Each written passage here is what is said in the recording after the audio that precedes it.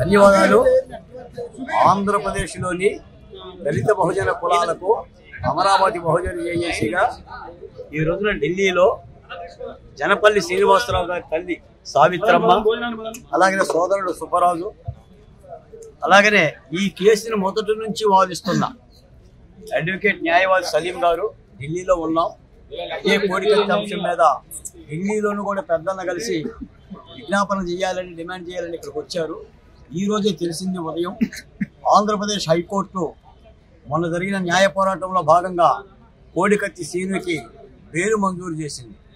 దాదాపు 5 సంవత్సరాల 5 మాసాలుగా 1970 రోజులుగా జైలు శిక్ష అనుభవిస్తున్న అపంశోభం తెలియని కోడికత్తి సీన్ని న్యాయస్థానం విడుదల చేసేందుకు ఆదేశాలు ఇచ్చింది.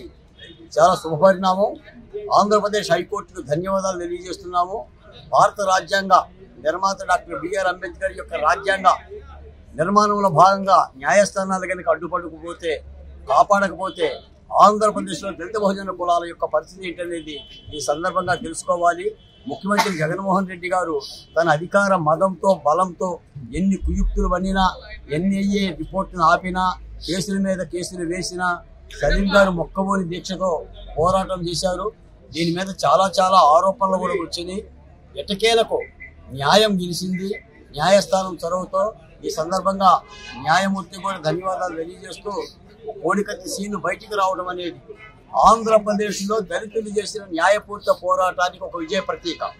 జగన్మోహన్ రెడ్డి గారు లాంటి ముఖ్యమంత్రి, జగన్మోహన్ రెడ్డి గారు లాంటి మూర్ఖపు ముఖ్యమంత్రులు దళితుల మీద ఎన్ని వినపపాదాలు పెట్టాలని చూసినా కూడా మేము బాధపడతాం, కన్నీళ్లు పెడతాం, ఏడుస్తాం. ఈ సావిత్రమ్మ యొక్క అరణ్య రోధన్ని న్యాయస్థానం పట్టించుకుంది. మీరు ఎన్ని కాళ్ళు పెట్టినా చట్టంలోనూ న్యాయస్థానంలో రాజ్యాంగంలో ఉన్న ప్రక్రియలు మీరు అనుసరించాలని చెప్పని ఈ సందర్భంగా తెలియజేస్తూ కోడికత్తి సీన్ విడుదలవుతున్న సందర్భంగా చాలా ఆనందంగా, ఆ తల్లి కళ్ళల్లో చాలా ఆనందం కనిపిస్తుంది, సుబ్బారావు కళ్ళల్లో చాలా ఆనందం కనిపిస్తుంది. కాబట్టి ఇందుకు సంబంధించి కోడికత్తి సీన్ విడుదల కోసం అన్ని విధాలుగా తోడ్పడిన మా మైనార్టీ హక్కుల పరిరక్షణ సమితి శుబ్లీ గారు ఇటువంటి వాళ్ళందరూ కూడా ఎంతో మంది పోరాడారు. పేరున అన్ని రాజకీయ పక్షాలకి ఈ న్యాయ పోరాటంలో భాగస్వామ్యం కలిగిన అన్ని న్యాయవాదులందరూ కూడా జై భీములు తెలియజేస్తున్నా, ధన్యవాదాలు తెలియజేస్తున్నా. జై భీమ్, జై అంబేద్కర్.